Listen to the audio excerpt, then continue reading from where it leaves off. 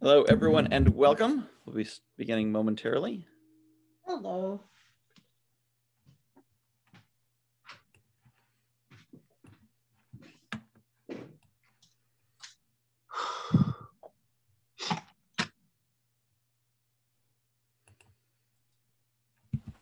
All right, welcome. So before I get started with any presentation, I always like to ask the question just quickly of what it is brought you here and what you hope to get out of this presentation, just to make sure I'm giving you something useful. So quickly, if anyone wants to share what brought you here. I saw your email and the outline of what you said you were going to talk about. So virtual presentation best practices, virtual event best practices, and the bullet points below them. Sound good? Okay, very good. Anyone else have anything specific they're hoping to learn?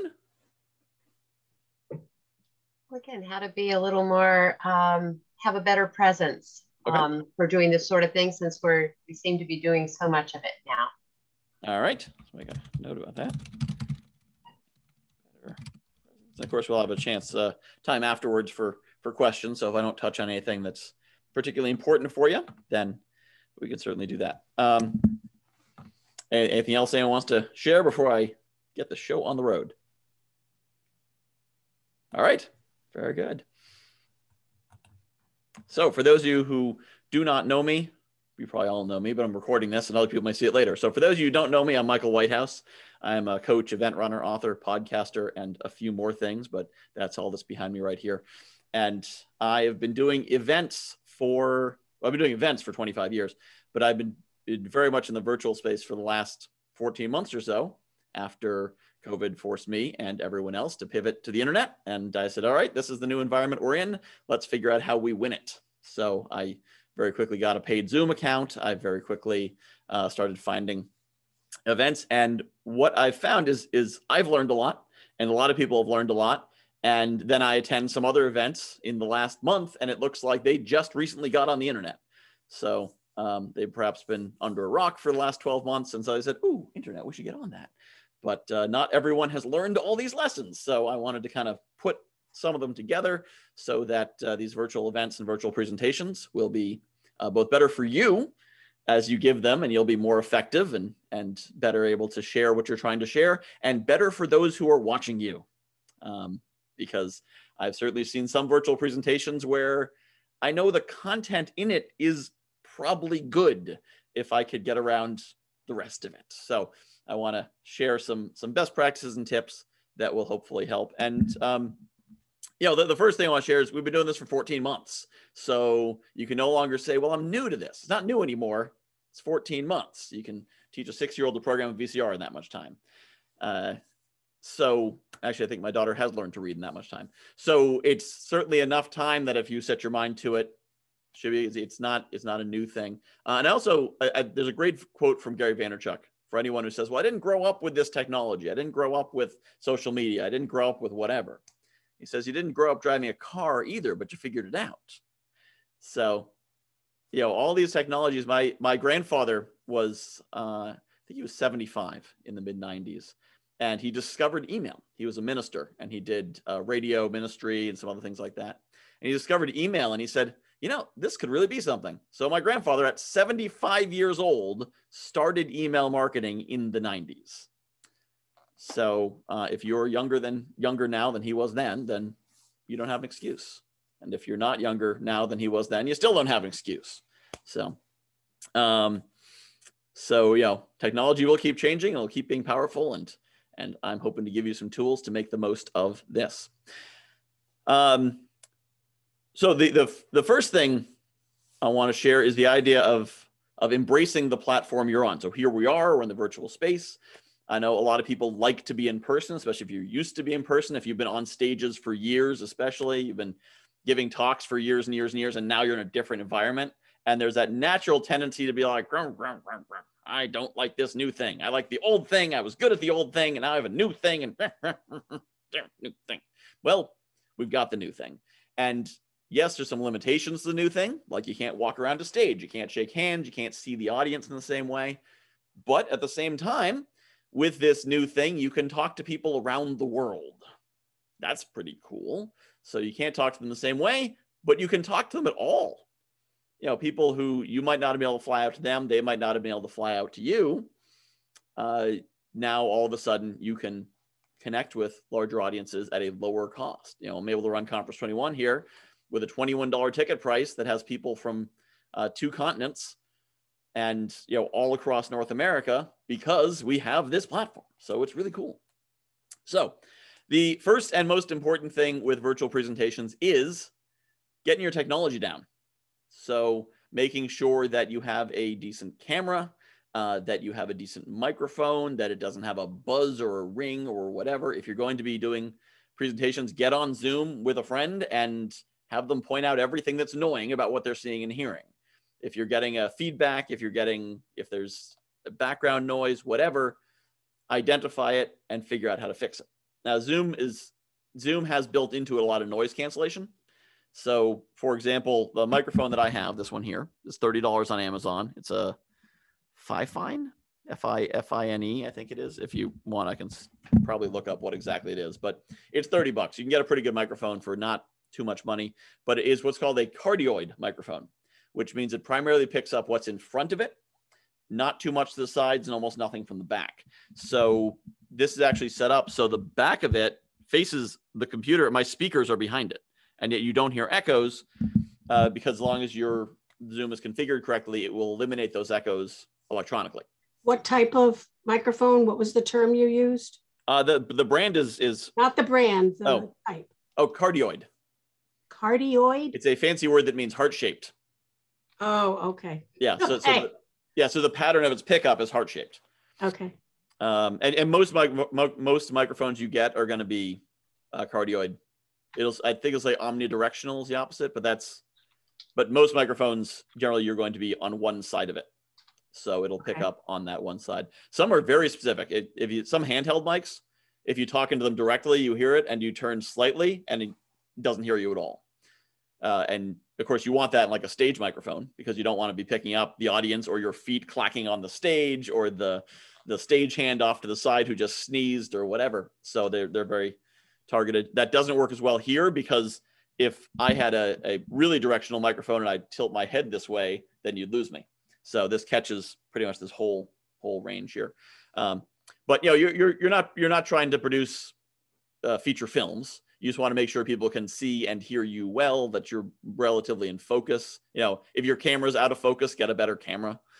If people can't hear you, get a better microphone, figure that stuff out. And generally you can Google, you know, how do I get rid of a buzzing sound in my microphone?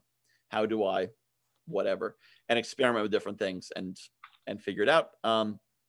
And the other thing I'll say is angle and framing. So you will notice that my head is in the middle of the screen. Let's see, looking at all you're all actually pretty well framed. So that's good. But yeah, you don't want this thing. You definitely don't want this thing, especially if you have a green screen behind you. You don't want this.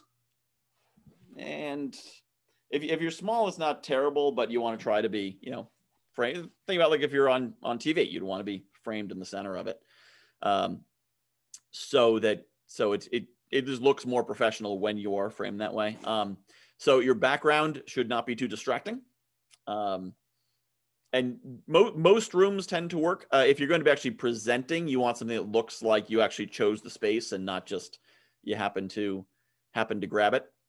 So I actually have a green screen that's about 9 feet wide behind me, which is how this looks so well green screened.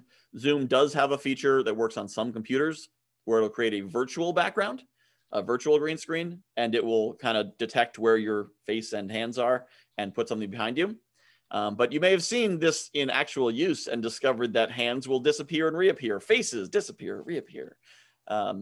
you know, if you try to hold up an object and be like, look at my phone, well, then it says, oh, phone's not part of your body, background.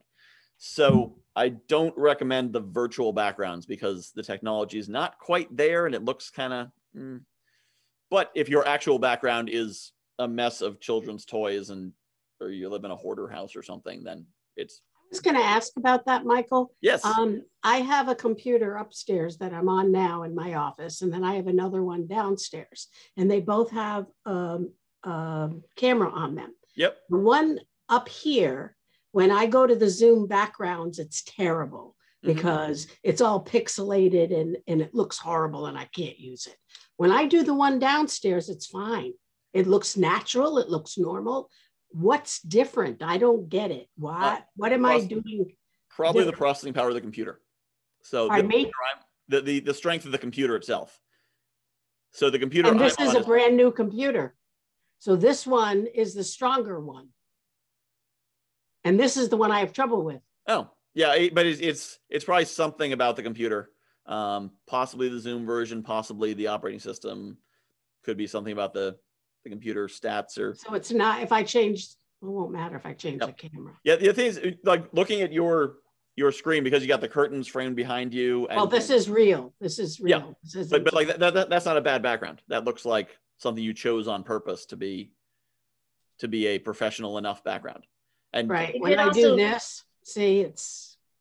Yeah, it could also be your background because you have a window behind you. It may change how. No, I shut those curtains when I shut those curtains when I do it.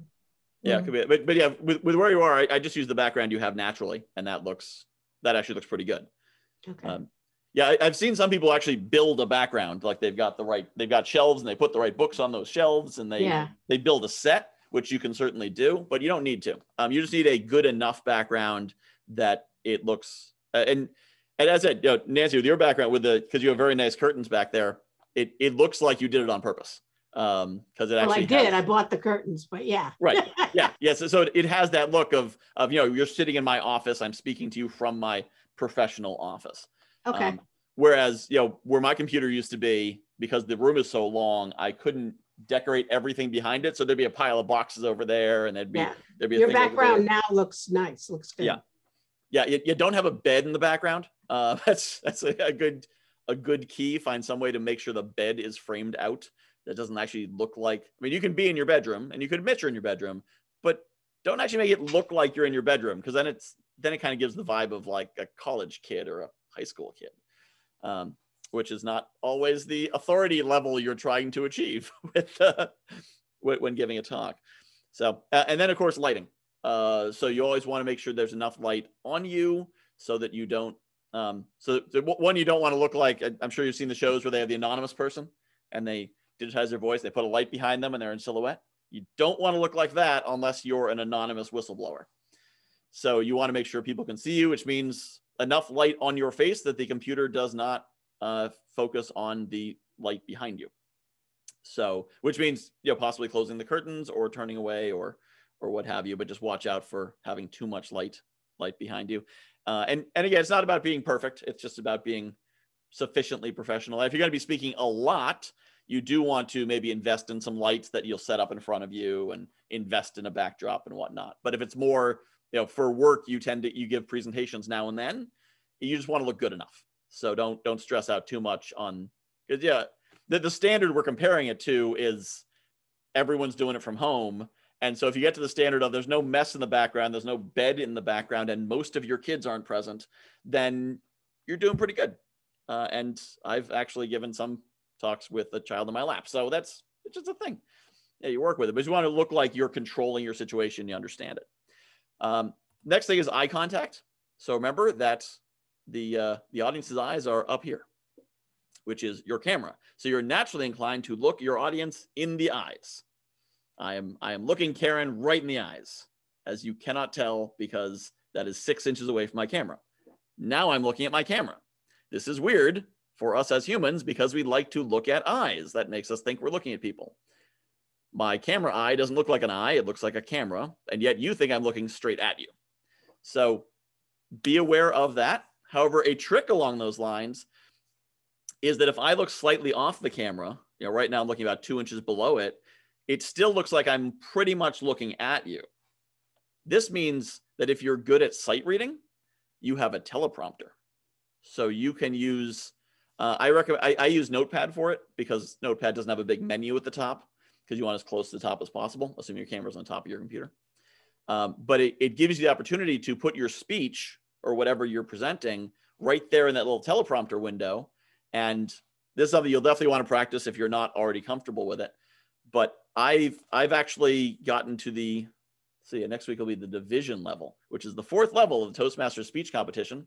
Won the first 3, reading my speech, and nobody can tell I'm reading it because I'm reading it like this with my eyes just below the camera.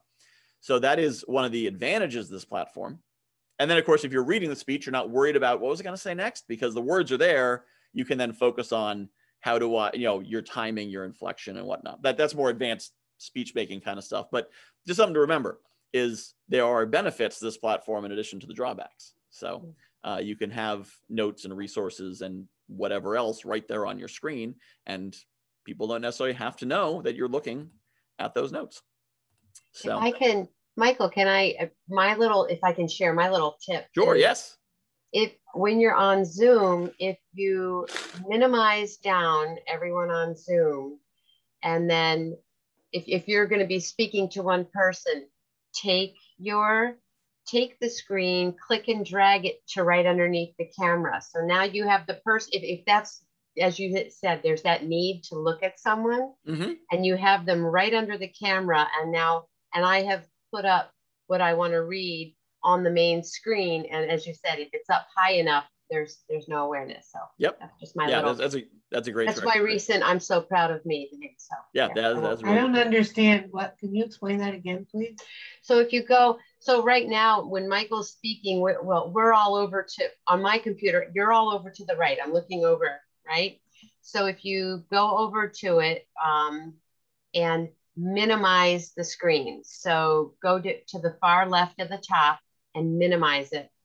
The person who is speaking will now be the person actually go to Don't view. you just go to speaker, go to view, exit full screen. Then at the top where it says Zoom meeting, hit minimize. Now you have one little block and you click and drag it. I'm dragging over and now I'm looking at Michael is right under my camera. So I'm assuming it looks like I'm looking right at you now, Michael. When I go to full screen, I don't have a block that says Zoom meeting. I don't have that. I don't understand what you're trying to. Yeah. I'm sorry, Michael. I didn't mean to. It's okay. I apologize. I demonstrate, but I can't actually I can't do that while I'm recording a meeting. But so find some way so don't worry about the exact how to do it.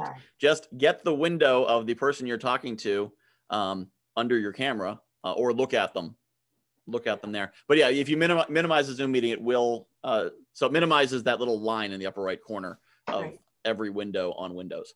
And when you minimize, it doesn't go away. It just makes it a tiny window, which has just one face in it. So I think that's what Liz is talking about. But then you can move that to be under your camera. So the next thing I want to share is the importance of being conversant with muting and turning off your camera easily, which there are keyboard shortcuts for both these things. Alt-A, as in audio, and Alt-V, as in video, will turn on and off your microphone and your video. So I often see in meetings, especially like a BNI meeting where we're going around the room and somewhat, even though we're in the same order every time, there are certain people who will, come to their turn. They'll be like, oh, hold on. They'll start talking and they're muted, or they won't be able to they'll be like, hold on, I need to find the mute button. Mute button's in the same place. It's Alt-A. And so knowing Alt-A, your A key doesn't move. So even if your Zoom window is minimized, as long as it's the priority window, you hit Alt-A, you'll be unmuted. If you are in some group where you're going around in some fashion and you have some inclination of when you're coming up next, unmute while the person before you is speaking. Again, assuming you're next. Because that way you're able to start immediately. I've seen there was one BNI meeting I visited in Malaysia, actually, which again, cool thing about this, you can go all over the world without leaving your office. they gave you 7 seconds to start talking, or else they'd skip you and get back to you at the end. And it was so much tighter by just saying, they said the name, waited 7 seconds, next one.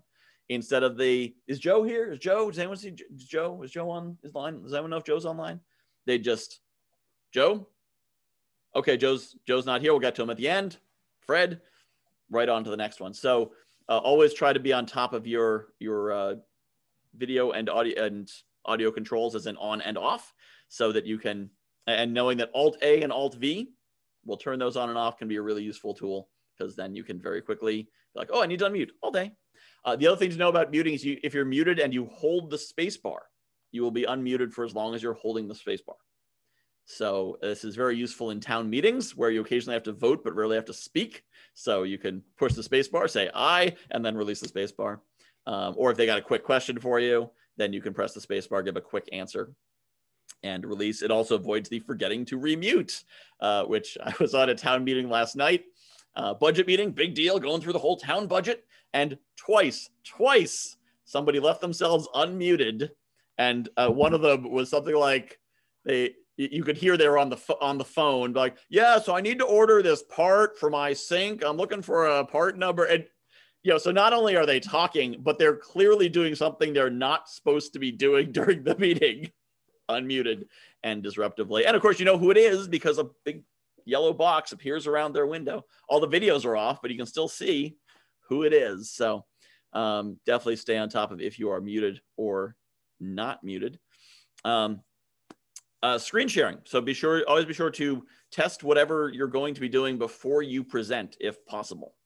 So testing the screen sharing, running through what's possible, especially using Zoom, because even if you don't have a Zoom account, well, everyone can have a Zoom account. Even if you don't have a paid Zoom account, you can go on Zoom and do the 40-minute free call, and you can set up a Zoom call by yourself. So if you just want to check your screen sharing, try something out, see if it works, you can go on a Zoom party of one, and you can share your screen and do anything you want to do right there. If you're using a different platform, like say Slingshow that we use for Conference 21, I set up practice sessions because I want to give people the chance to figure out how to do things ahead of time, because you don't want to be in front of the audience and doing that. But the other thing I'll say with presentations is you don't always need one, because the thing to remember is that with Zoom, you can control how much of the screen is the presentation as the viewer. So you can move there's a slider in the middle, you can move it over. So if you want to see small presentation, big face window, you can do that.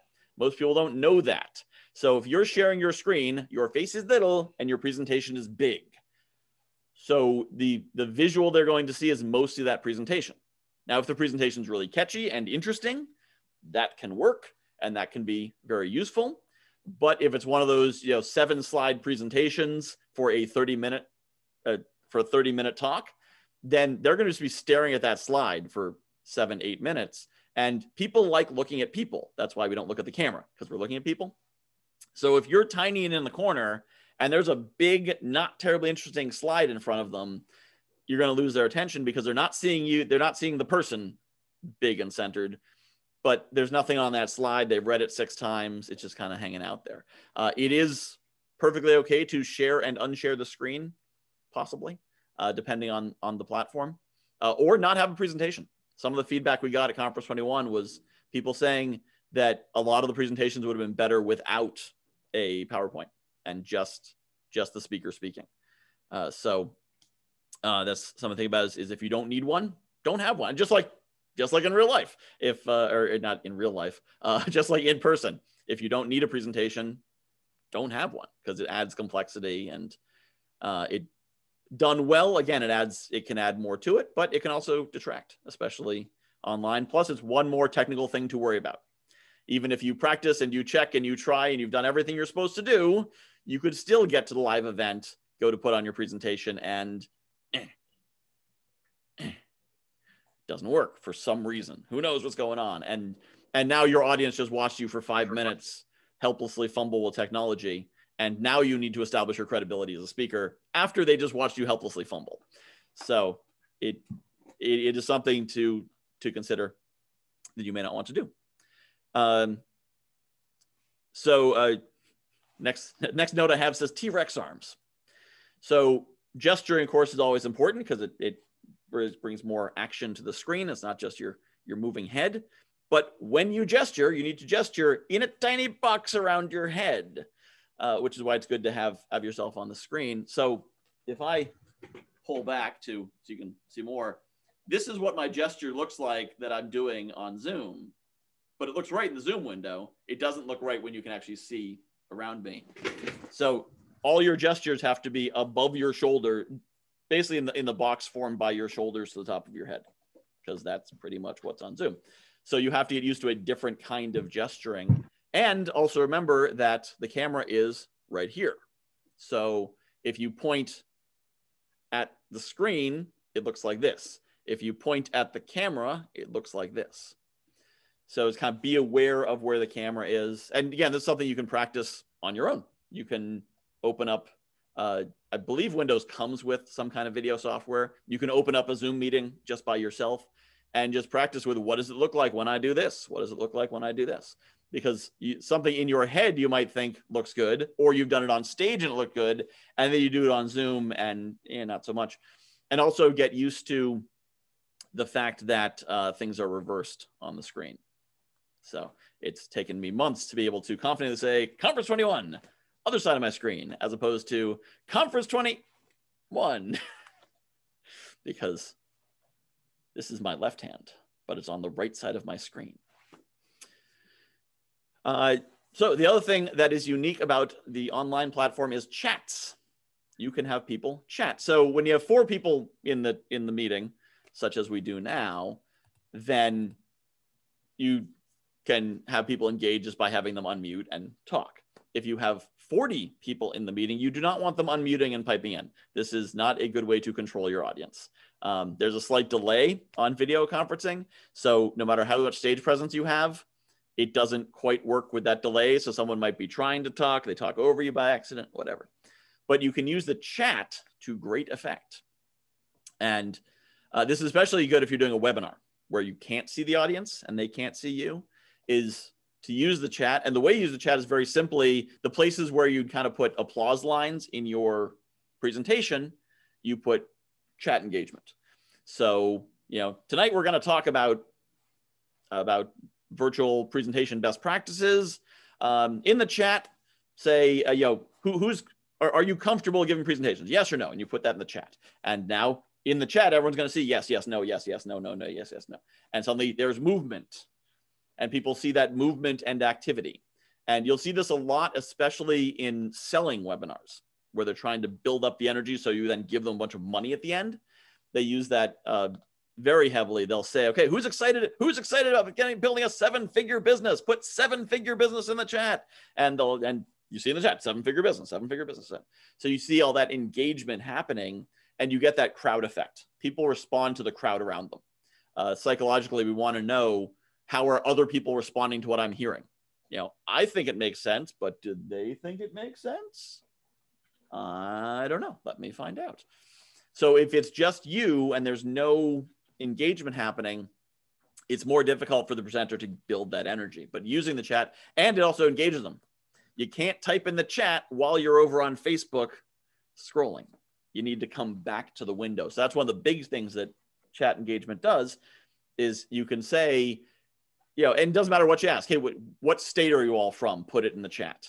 Are you still with me? Is this still interesting? If so, put yes in the chat. If not, put boring in the chat, whatever. It's just anything to get them typing in the chat every couple minutes. So they at the very least have to reprioritize the window and put their hands on the keyboard, which I have definitely had times where I've been in webinars and had to move something out of the way to pull my keyboard back down to re-engage in the chat because they asked me something, and I was like, oh.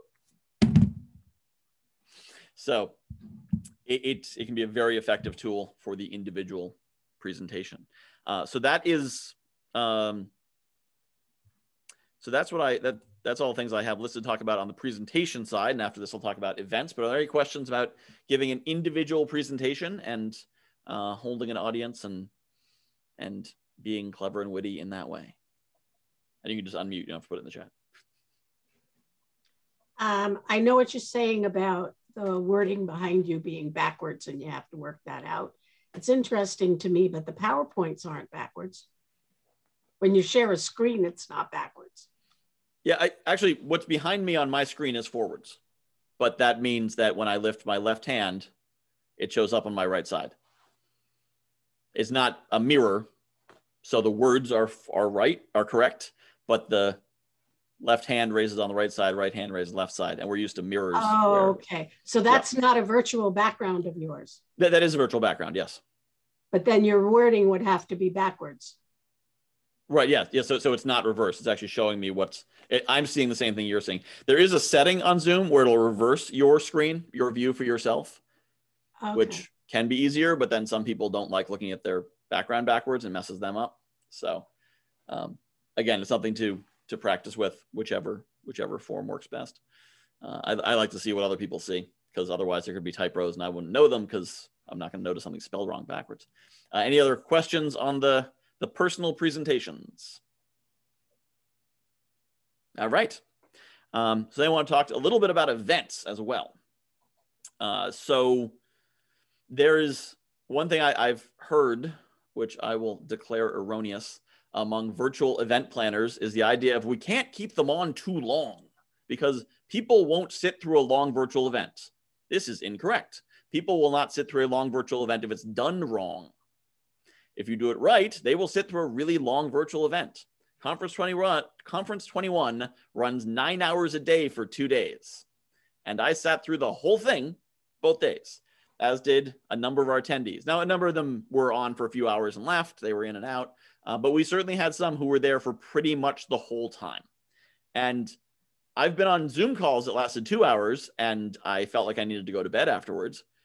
After 9 hours, the way we ran it, I felt fine, about like I would if I was at a normal conference. And the reason is engagement. The key to keeping people on for a long time is engagement. You can only watch something for so long, especially if you're at a computer chair.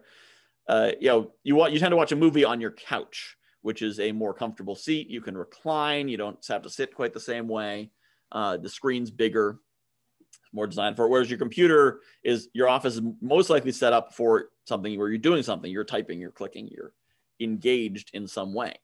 So if you create an event, which is just a series of people talking at you for 2-3 hours, yeah, it's going to feel long. You're going to lose their attention pretty quickly, especially if they're not fantastic speakers.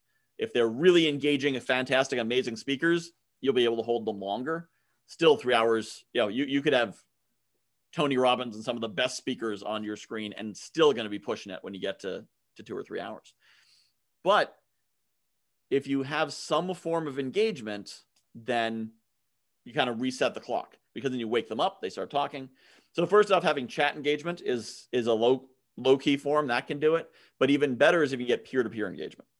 And very often when you go to a conference, if you go to a live conference, you are rarely there just to see the speakers. You may be there to see the speakers, maybe what you tell yourself about why you bought the ticket, but you're probably, when you afterwards, someone says, what's the 3 best things you got out of that conference? You're probably not going to just say 3 things speakers said. At least one of them will be, well, I met somebody. I met this person in the audience. I met one of the speakers. I made some human connection. I got a business card. I learned something in the hallway or on the way to the bathroom or at the bar afterwards or at breakfast. That's where a lot of the action happens at a conference. And that's the most important thing to realize when making a virtual conference is the action happens outside the speaking rooms. And if you just do something on Zoom where it's just talk, there's no action outside the speaking rooms. So ideally, if you're doing a conference, you'll use a platform that's really built for it. And there's dozens of them. The challenge is they're not as cheap as Zoom. Slingshot, which I use, is pretty cheap, but it's not. It's certainly not as cheap as Zoom is. And then there's some like Remo that's $1,000 a month, and as one I found, I think it was $14,000, which is very robust. As trade show booths and all kinds of stuff going on. But so even if you're using Zoom, Zoom now does have a new feature that allows self-directed breakout sessions. Everyone using it has to have the most updated version of Zoom, but as long as they do, then you create breakout sessions, and then everyone can go into the there's a button that'll appear on the bottom, and they can pick which room they want to go into and move freely among them. This is one of the challenges with the virtual speed networking format, which is where the organizer will assign you into rooms, usually randomly, and you'll be there for 3 minutes, 5 minutes, 10 minutes, whatever it is. Most people, if you don't train them, don't know how to deal with a 3-minute speed networking setup. But even if you do, it still sort of has this vibe. The organizer walks you into a room with somebody, pushes you in, and locks the door, and then I'll be back in 4 minutes. Which, the person you're talking to, either you won't have enough time because it's a great conversation, or you'll be like, okay, how long have we been here? 4 minutes is the longest 4 minutes of my life. Oh my God. I've definitely gotten into a couple of those with someone, some kind of MLM thing, telling me about how, trying to pitch me on something. I'm like, oh, how much longer do we have? So if you're able to, and even if it's someone you want to talk to, there's still that time pressure of constantly being aware of, are we talking enough? How much time do we have? So giving people control over where they go can be very effective. So that's the best thing to do, is give them that. But if you don't have that, at the very least, having breaks in the program where you just let people talk to each other in the open Zoom room. Even that can create some kind of engagement, and something where even if they don't speak and they're kind of waiting for their moment to speak, it still turns on that part of the brain where they're thinking about, okay, I'm here, I'm in this, I'm not just watching this. And that'll wake you back up. So you're not just passively consuming that kind of content. You certainly want to maintain their interest through some kind of engagement, through something in the chat, through whatever. If you're going to have breaks in the presentations, again, we're talking about Zoom. Some of the other platforms, you have networking breaks and whatnot. But if you're going to have breaks on Zoom or a similar platform, then have some kind of networking. Let people talk to each other. Don't encourage everyone to go away from their computer, and make them, which means possibly make them long. It also has to do with how long you make them. If the break is to dash to the bathroom and get back, it's a 5-minute break. And you want it as long as necessary to do what you need to do, and then as short as possible to not let it run too long. But if you make it, say, 10 or 15 minutes, then people are going to start talking to each other, especially if you encourage them to do so and encourage them to engage and connect, because it brings them back. You want to make sure you maintain their interest, because once they start multitasking, they tend to keep multitasking. So if you have a dull opening speaker and they get on Facebook or whatever, and they're doing that on the side, and then a better speaker comes on, they might still be on Facebook, no matter how good that. It's very hard to pull them back.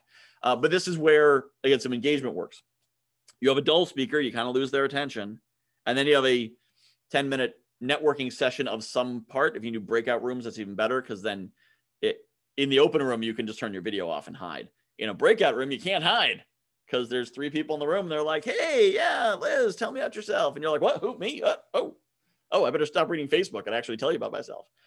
So, that can get their attention back, but something to re-engage them, because otherwise just a good presentation isn't going to be enough to catch them back and pull them back there. But, engagement is key. And as I say, Peter Jackson has trouble holding people's attention for 3 hours with Lord of the Rings. And I've yet to meet an event organizer who makes something as good as Lord of the Rings for holding attention. So, you're not going to hold people's attention for 3 hours of passive content being presented. And if you do put, breaks in, like a slideshow or something like that, make sure it is upbeat and engaging. Make sure the music is the right kind of music that's going to keep people going. Make sure the slides are something that you can read on Zoom, because Zoom makes things blurry.